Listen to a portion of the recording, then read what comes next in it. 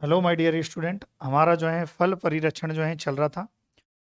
और फल परिरक्षण में जो है हम लास्ट क्लास में जो है हमने पूरा डिब्बाबंदी की जो है बात कर ली थी।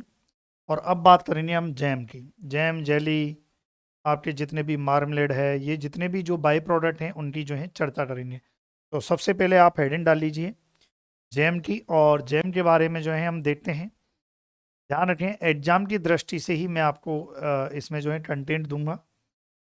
ठीक है। सबसे पहला कि जो जैम, आपका जो जैम रहता है, इसका सबसे पहले पूछा जाता है टीएसएस। जो जैम रहता है उसका टीएसएस जो है, टोटल सॉल्युबल सॉलिड्स जो है, वो आपसे पूछा जाता है। सबसे पहले जो जैम का पूछा जाता है वो क्या पूछा जाता है? TSS. Very very important. TSS मतलब होता है टोटल सॉल्युबल सॉलिड्स, यानी कि हम कह सकते हैं कि सुडर, या हम कह सकते हैं कि सुडर। तो ये रहता है आपका 68.5% जो है सुडर, हम कह सकते हैं। ये इसका टीएसएस होता है। किसका भाई? जैम का, है ना। जैम कैसे बनता है, कोई मेथड नहीं पूछी जाती है एग्जाम की दृष्टि से। मैं फिर बता दूं जैम कैसे कैसे बनता है, डजेंट मैटर।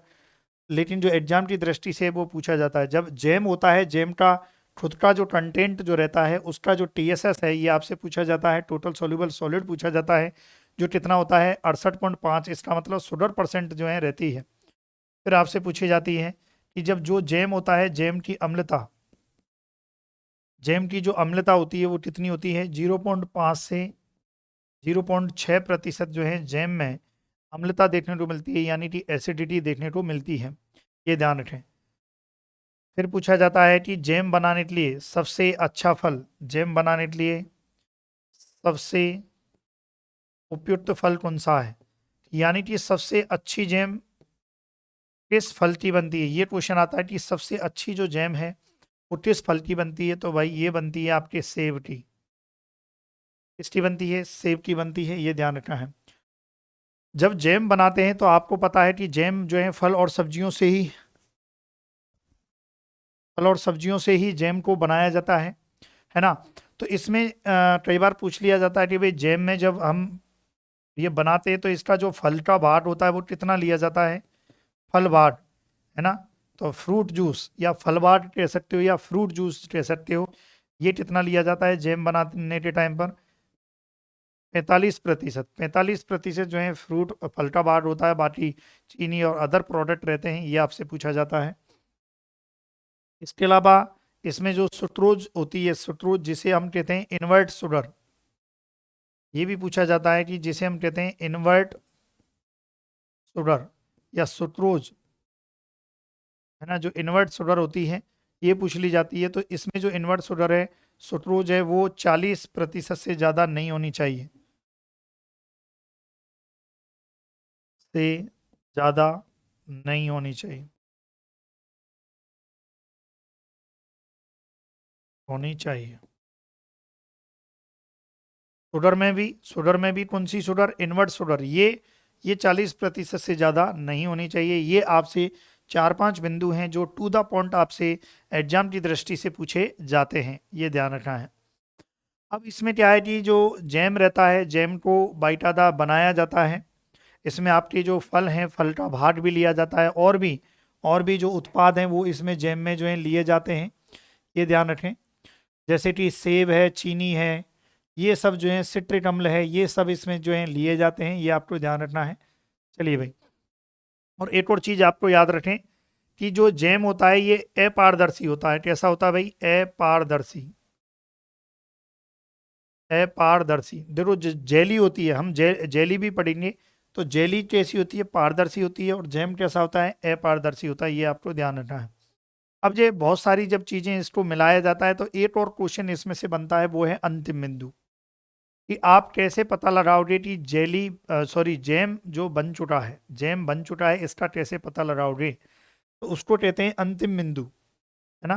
तो इसमें हम कह सकते हैं कि जेली बनने का जैम बनने का अंतिम बिंदु। जैम बनाने में कितना, कौन सा उत्पाद लिया जाता है, ये नहीं पूछा जाता है। मैं फिर बता देता हूँ। जैम के कंटेंट का जो संगठन है वो पूछा जाता है। और जैम बनाने का जो अंतिम बिंदु है वो कैसे पता लगाते हैं, एंड पॉइंट जो है इसको जज कैसे करते हैं। तो देखिए जो जैम बनता है तो जैम में जैम को जब बनते हुए जो कढ़ाई है उसमें से लीजिए और फिर आपको क्या करना है, फर्स्ट सीट और फ्लैट टेस्ट जो है इसमें करना होता है। बोले ये क्या होता है? सीट टेस्ट का मतलब है कि जब आपने जैम जो है लिया है वो एक एक परत के रूप में होना चाहिए, ऐसा नहीं कि टुकड़ों के रूप में वो गिर रहा है। ऐसे गिरा के देखते हैं उसको जो है जैम को। अगर वो कणों के रूप में या छोटे छोटे से जो है कणों के रूप में गिर रहा है तो इसका मतलब परफेक्ट जैम नहीं बना है।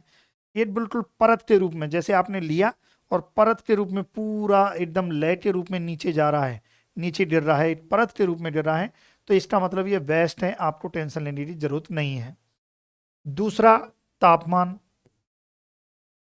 जब जैम बनाते हैं तो जैम का एक फिक्स, जब जैम बनाते हैं तो धीरे धीरे धीरे गर्म होता रहता है, गर्म होता रहता है तापमान। और जब जो तापमान है वो कितना पहुंच जाता है, 105 डिग्री सेल्सियस तापमान पहुंच जाता है, तब समझ लेते हैं कि भैया जैम तैयार है। जैम तैयार है 221 डिग्री फ़ारेनहाइट में लिख सकते हैं। यही जैम बनाने के लिए और यही जेली बनाने का अंतिम बिंदु है, ये ध्यान रखना, ये दोबारा नहीं लिखाऊंगा मैं। फिर उसके बाद हाँ, यहाँ पर टीएसएस का परिवर्तन है, चलो लिखा देंगे टीएसएस। जो जैम है, जैम का जब टीएसएस चेक किया जाता है, टीएसएस को किससे चेक किया जाता है, रिफ्रेक्टोमीटर के द्वारा। रिफ्रेक्टोमीटर द्वारा रिफ्रेक्टोमीटर द्वारा टीएसएस जब जांचा जाता है तो यदि टीएसएस 68.5 डिग्री जो है परसेंटेज आ चुका है या ब्रिट्स आ चुका है, तब आपको ये समझ जाना चाहिए कि जो जैम है वो बन चुका है। क्या है, जैम जो है बन चुका है, ये ध्यान रखना है। तो ये 3-4 चीज़ें हैं जो आपके जैम के बारे में जो है एग्जाम की दृष्टि से इम्पोर्टेंट हैं और पूछी जाती हैं, ये आपको याद रखना है। चलिए भाई, तो जैम को आपने ये और लिख लें, ये इसका जो है ये और लिख लें, फिर आगे जो है बात करेंगे भाई। जल्दी से लिखिए इस चीज़ को।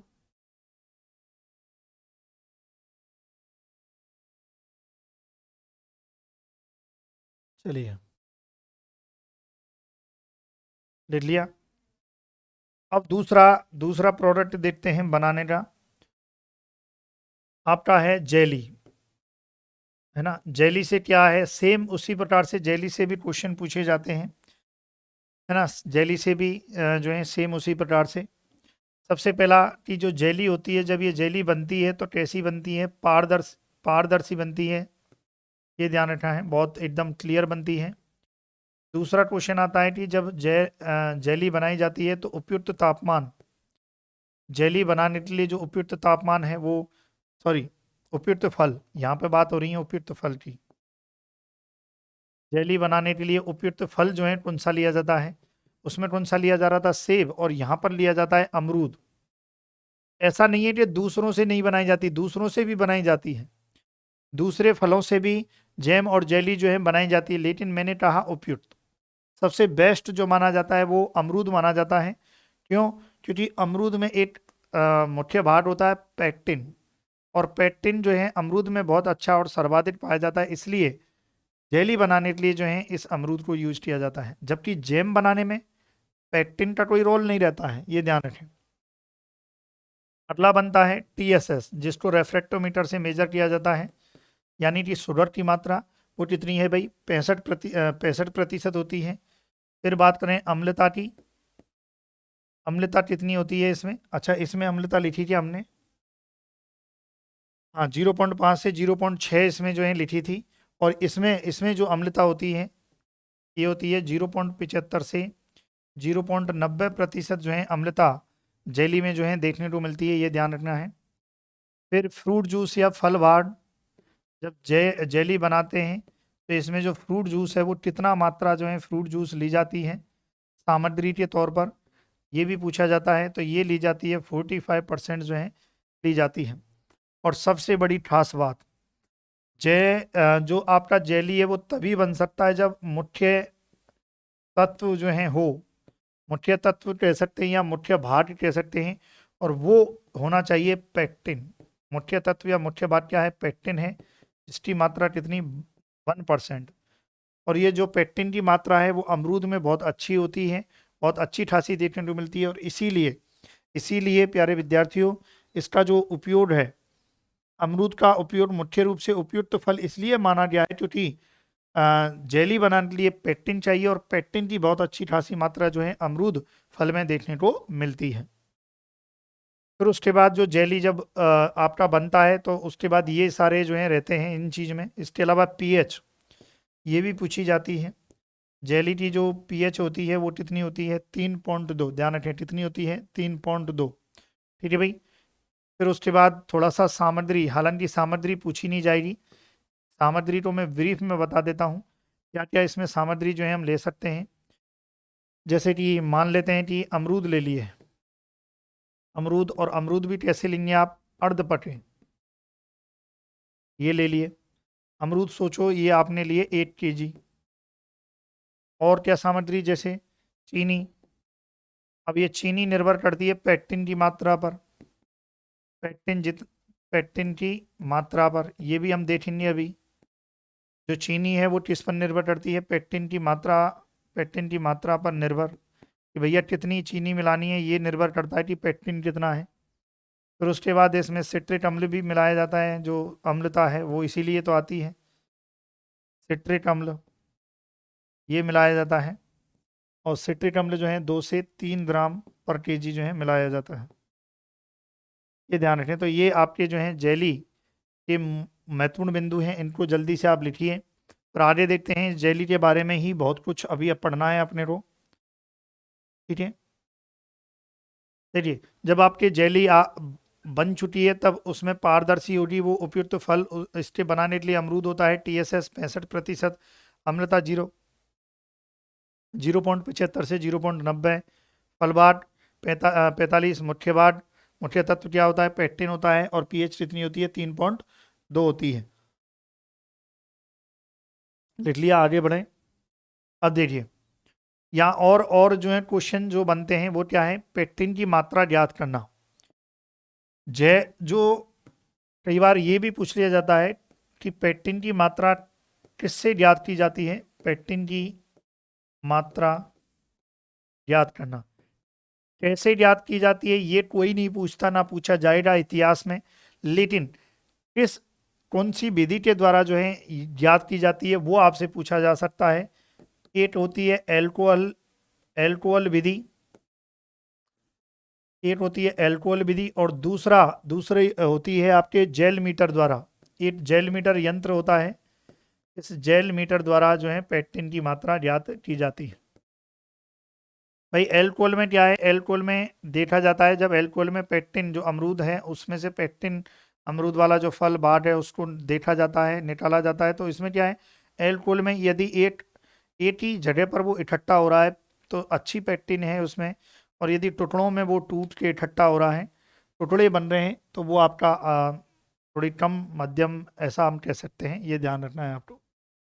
तो पेक्टिन की मात्रा ज्ञात करने के लिए आपसे पूछा जा सकता है, आपसे पूछा भी जा सकता है कि जेल मीटर का उपयोग किस लिए किया जाता है? जेल मीटर का उपयोग पेक्टिन की मात्रा ज्ञात करने के लिए किया जाता है। फिर उसके बाद आ जाइए भाई, एक सारणी बना लेते हैं। जैसे मैंने अभी बताया था आपको कि पेक्टिन की मात्रा पर क्या निर्भर करता है? चीनी की मात्रा निर्भर करती है। तो इसलिए आप इसमें एक सारणी बना लीजिए। जेल मीटर पाठ्यांक, एक तरफ आप लिखें पेक्टिन, कितना पेक्टिन जो है, यदि पेक्टिन आता है वो एक मात्रा दी जाती है, जेल मीटर का पाठ्यांक के आधार पर दी जाती है। चीनी, चीनी की मात्रा, और चीनी की मात्रा मैंने बताई थी कि इसके आधार पर जो है मिलाई जाती है भाई, इसके आधार पर मिलाई जाती है पेक्टिन की मात्रा के आधार पर। अब देखो जो पेक्टिन होती है, पेक्टिन को मात्रा के आधार पर नहीं डिवाइड किया है, पेक्टिन को डिवाइड किया है बहुत अच्छी, मतलब अधिक मात्रा, अच्छी मात्रा, मध्यम मात्रा और निम्न मात्रा। इसमें हम लिख सकते हैं अधिक मात्रा। यदि पेक्टिन अधिक मात्रा में है, और अधिक मात्रा में इसका मतलब जेल मीटर का जो पाठ्यांक जो जनरली अधिक मात्रा में देखने को मिला है वो 8.25 है। इसका पाठ्यांक जेल मीटर का पाठ्यांक यदि 8.25 है, इसका मतलब जेली बहुत अत्यधिक मात्रा में है। और इसी के आधार पर चीनी की मात्रा यूज की जाती है। 1.25 kg जो है किसकी मात्रा? चीनी की मात्रा यूज की जाती है। अधिट अधिट मात्रा जो है पेक्टिन टी, फिर उसके बाद आ जाओ अच्छी मात्रा। पेक्टिन टी किसी फल में या किसी भी बाग में अच्छी मात्रा कब कही जाएगी? जब जेल मीटर का पाठ्यांक कितना आएगा? 1 आएगा, तब ये बात कही जाएगी। और 1 आएगा तब चीनी की मात्रा, यदि पेक्टिन की मात्रा 1% या जेल मीटर का पाठ्यांक 1 आया है तो चीनी भी उसी हिसाब से मिलाई जाएगी। कितना? 1 kg चीनी मिलाई जाएगी। ये ध्यान रखना। ये भी पूछा जाता है कि जेली बनाने में चीनी की मात्रा किस पर निर्भर करती है? तो पेक्टिन की मात्रा पर निर्भर करती है। फिर उसके बाद आ जाओ मध्यम मात्रा। क्या है? मध्यम मात्रा। मध्यम मात्रा में जेल मीटर का जो पाठ्यांक कितना बताया गया है? 0.75 यदि पाठ्यांक याद आया तो वो मध्यम मात्रा है। और इसी के आधार पर 0.75 kg जो है क्या चीनी की मात्रा इसमें रहती है। ठीक है भाई, लीजिए। फिर उसके बाद निम्न मात्रा, यानी कि निम्न निम्न जेली, या हम कह सकते हैं निम्न पेक्टिन। निम्न पेक्टिन इसका मतलब जो है जेल मीटर का पाठ्यांक कितना आया होगा? जेल मीटर का पाठ्यांक 0.5 आया है, इसका मतलब कम है।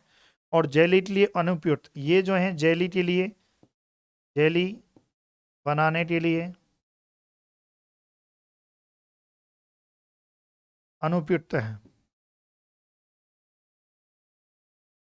यानी कि यदि पाठ्यांक जेल मीटर का पाठ्यांक कम आया है, 0.5 आया है, तो भैया जेली बनाने के लिए उपयुक्त नहीं है, आप नहीं बनाए। ठीक है भाई, तो इसको लिखिए कि पेक्टिन की मात्रा किसके द्वारा ज्ञात की जाती है, और इसकी जो टेबल है इसको परफेक्ट वे में आप लिखिए इसको। ठीक है,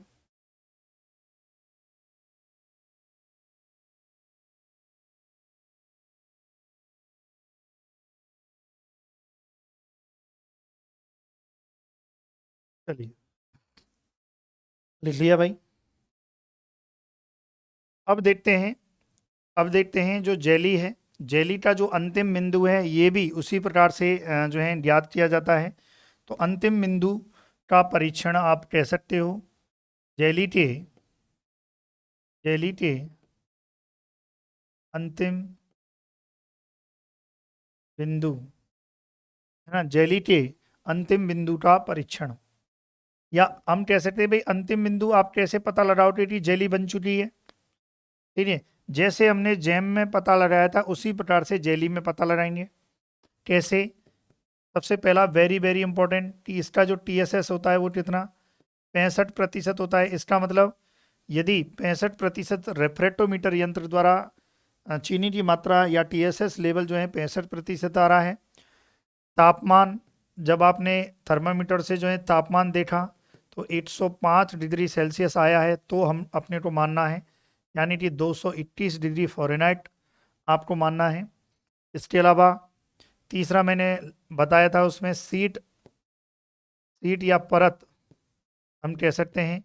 ये परीक्षण जो है, सीट या परत परीक्षण जो है ये जो है आ रहा है। सीट या परत परीक्षण से भी अपन अंतिम बिंदु याद कर लेते हैं भाई, ये ध्यान रखें। और दूसरा, ये जो इसका जो भार है, जो जेली जो बनेगी वो लगभग जो जितनी आपने चीनी यूज की है उसका 1.5 गुना बनेगी, ध्यान रखें। तो जेली यदि मिलाई गई चीनी की, चीनी की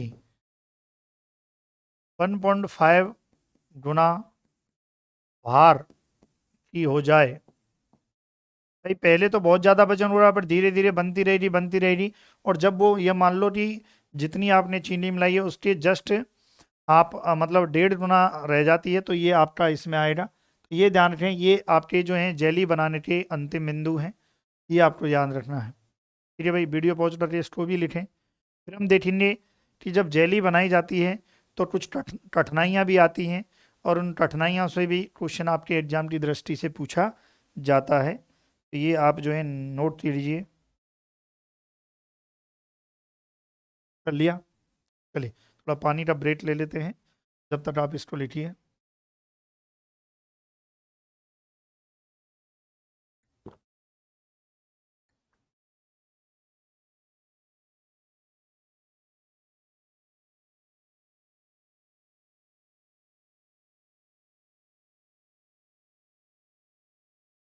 चलिए अब यहाँ अब अगला टॉपिक देखते हैं इसी में, जेली में। देखिए जेली निर्माण में कठिनाइयाँ, जब जेली का निर्माण किया जाता है तो बड़ी कठिनाइयाँ आती हैं। तो यहाँ से भी एक दो बार क्वेश्चन पूछा है, जेली निर्माण में कठिनाइयाँ। जेली निर्माण में जो कठिनाइयाँ हैं वो क्या क्या आती हैं। सबसे पहली जो कठिनाई आती है, जेली का ना जमना। सबसे पहली जो कठिनाई है वो लिखिए आप। कई बार क्या होता है, जेली का ना जमना, और जेली का ना जमना जो है इसका जो कारण है वो हम लिख लेते हैं। किस कारण से जेली नहीं जमती है उसके जो कारण हैं ये भी पूछ लिए जाते हैं कि भाई कौन सा कारण है जिससे जेली जो है वो नहीं जम पाती है। तो इसके कारण सबसे पहला है अधिक शक्कर। यदि आपने अधिक शक्कर या अधिक चीनी की मात्रा यूज कर ली है आवश्यकता से अधिक, तो आपकी जो जेली है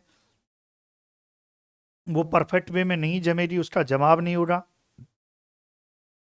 आपने कम व अधिक, यदि आपने जेली को बहुत ज़्यादा अधिक पका दिया है या कम पकाना बहुत कम पकाया है, तब भी आपकी जो जेली है वो नहीं जमेगी। यदि आपने जेली बनाई है और उसमें जो उत्पाद आपने लिया है उसमें पेक्टिन की कमी है, पेक्टिन की कमी है, तो भी आपकी जो जेली है वो नहीं जमेगी, ये ध्यान रखें। और देर तक, हाँ देर तक यदि आप पका रहे हो, देर तक पकाना, लंबे समय देर तक आप पकाते रहते हो, धीरे धीरे धीरे धीरे, ऐसा नहीं। एक टेम्परेचर पर फिक्स पर और सही समय पर जो है पकाते रहना है अपने को, ठीक है। तो वो भी कई बार जेली जो है परफेक्ट वे में नहीं जमती है, ये ध्यान रखें। ठीक भाई, ये पूछा जाता है जेली ना जमने के कारण क्या क्या है। फिर दूसरा है, दूसरी कठिनाई क्या आती है, जेली का रोना। जेली का रोना, कई बार क्या होता है, जेली जब बनाते हैं तो जेली जब बाद में पानी पानी सा उसके ऊपर आ जाता है, जिसे हम कहते हैं विपिन जेली, विपिन जेली। और एक और इसको नाम देते हैं सिंड्रेसिस। सिंड्रेसिस वेरी वेरी इंपॉर्टेंट है। ये जो शब्द है, ये शब्द वेरी इंपॉर्टेंट है, ये पूछा गया है कि सिंड्रेसिस का मतलब क्या होता है। तो सिंड्रेसिस का मतलब होता है जेली का जेली का रोना, जेली पर जो है पानी का आना, ये जो है, या विपिन जेली जो रहती है वो सिंड्रेसिस होती है। एक क्वेश्चन और आया है कि जो सिंड्रेसिस है, जेली का जो रोना है, इसका कारण क्या है। ये कारण भी आपसे पूछे गए हैं, एग्जाम की दृष्टि से बहुत इंपॉर्टेंट है। तो देखिए कारण क्या है। देखो कई बार आप देखो, एक छोटा सा बच्चा है और छोटे से बच्चे को आप कुछ खटास दे दिए, तो खटास के कारण जो है उसके आंसू आ जाते हैं। इसका मतलब आपने क्या किया है, खटास की अधिकता, खटास की अधिकता कर दी है। खटास की अधिकता का तात्पर्य है अम्ल की अधिकता, ठीक है। हाई, अधिक अम्लता जो है, अधिक अम्लता है, तो भी उस स्थिति में क्या है, आपका जो जेली है, जेली का रोना रहेगा, उसके ऊपर पानी आएगा। दूसरा कई बार होता है, देखो छोटा बच्चा होता है, जब चीनी की डिमांड करता है तो चीनी आपने नहीं दी है, तब क्या होगा, बच्चा रोएगा। तो चीनी की कमी, चीनी की कमी होने पर, चीनी की कमी होने पर भी जो है इसके कारण जो है विपिन जेली होती है, यदि चीनी की कमी हो जाती है तो भी विपिन। और तीसरा इसका कारण हो सकता है अपर्याप्त पेक्टिन, अपर्याप्त पेक्टिन। यदि पेक्टिन बहुत कम है तो जो है ना, ध्यान रखें इसका। तो ये भी जो है तीसरा कारण जो है हो सकता है, ये ध्यान रखना है, ठीक है। नोट कीजिए इसको, जो है वीडियो पॉज करके आप नोट करते रहें। जेली का ना जमना, जेली का रोना, ये कठिनाइयाँ हैं, ठीक है। फिर अगला तीसरा जो है देखते हैं। कई बार क्या होता है, जो जेली होती है वो कैसी होती है, पारदर्शी होती है। और कई बार किसी कारणवश जो है, अभी कारण बताएंगे हम, जिसके दौरान जो जेली होती है वो कैसी होती है, अपारदर्शी होती है। तो तीसरी जो कठिनाइयाँ होती हैं वो क्या है, जेली का, जेली का अपारदर्शी होना। क्या है, जेली का अपारदर्शी होना, जेली का अपारदर्शी होना। ध्यान रहे भाई, क्या है, जेली का अपारदर्शी होना। इसका कारण क्या है, एक तो जो फल आपने जो फल रस लिया है, फल रस, का साफ नहीं होना, जो फल रस है वो आपका साफ नहीं होना, फल रस जो लिया है वो साफ नहीं होना, ये कारण जो है इसका हो सकता है। जो आपने फल रस लिया है वो साफ नहीं होगा, ये भी इसके कारण जो है कैसी बनेगी, अपारदर्शी बनेगी। दूसरा, यदि आपने बहुत अधिक पटा दिया है, अधिक पटाना, यदि आपने जेली बनाते समय अधिक पटा दिया है तो भी कैसी बनेगी, अपारदर्शी बनेगी। और यदि आपने अपरिपक्व अपरिपक्व फलों का, अपरिपक्व जो फल हैं फलों का यदि प्रयोग किया है तो भी आपकी जो जेली बनेगी वो कैसी बनेगी, अपारदर्शी बनेगी। ये ध्यान रखना है आपको। ठीक है भाई। तो ये आपके जो जेली हैं, जेली का जो है कई प्रॉब्लम्स हैं इसमें। ठीक है, कई बार जेली लाल रंग की भी हो जाती है, वो भी एक समस्या है जिसे चेरिन ऑफ शुगर कहते हैं। ठीक है, इसके कारण भी होती है, तो ध्यान रखें इस चीज़ का।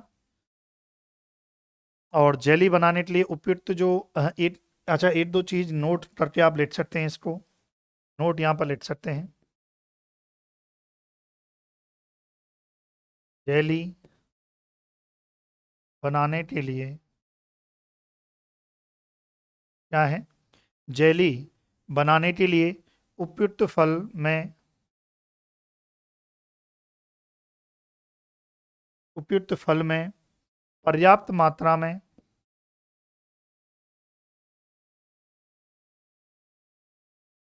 पर्याप्त मात्रा में पेक्टिन एवं अम्ल होना चाहिए, पेक्टिन एवं अम्ल होना चाहिए। ध्यान रखें इसका, पर्याप्त मात्रा में पेक्टिन और अम्ल होना चाहिए। ठीक है, फिर उसके बाद जो है और एक और चीज़ है, दूसरा नोट जो है ये ध्यान रखें, दूसरा नोट जो है लिखेंगे इसमें, फल में पेक्टिन, फल में पेक्टिन किस रूप में रहता है, कैल्शियम पेक्टेट। फल में जो पेक्टिन होता है वो किस रूप में रहता है, फल में पेक्टिन कैल्शियम पेक्टेट के रूप में रहता है, ये ध्यान रखें। तो ये आपका जो है जैम और जेली जो है कंप्लीट होता है ना। ये आपका, इसको जो है वीडियो पॉज करके आप नोट करके आप लिखें, इसको वीडियो पॉज करें और इसको लिखें। ठीक है, ये आपका जैम और जेली वाला जो टॉपिक है, यहाँ से जो भी क्वेश्चन पूछे जाते हैं, हालांकि मैं क्वेश्चन आपका क्वेश्चन सेशन भी इसका मैं कराऊंगा, तो निश्चिंत रहें आप। ठीक है, आपको टेंशन लेने की जरूरत नहीं है, पॉसिबल जितने भी क्वेश्चन होंगे वो आपके कराए जाएंगे इस प्रिजर्वेशन वाले पार्ट से। ये प्यारे विद्यार्थियों, thank you so much for watching video, अगली वीडियो में मिलते हैं।